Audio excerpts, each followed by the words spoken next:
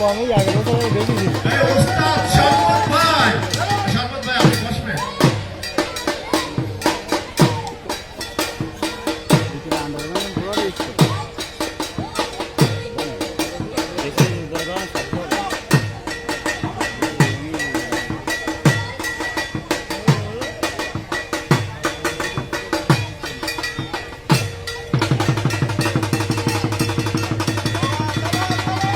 আরে সবাই হাত তালি। ভাস্কর ভাই এবং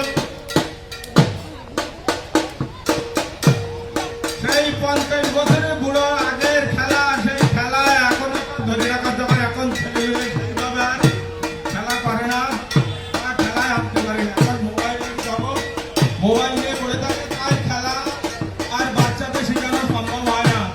তাই এই বয়স্ক লোকদের দিয়ে ঠিক আছে দেখি শুনতে পারে না। সেই দিবাটাই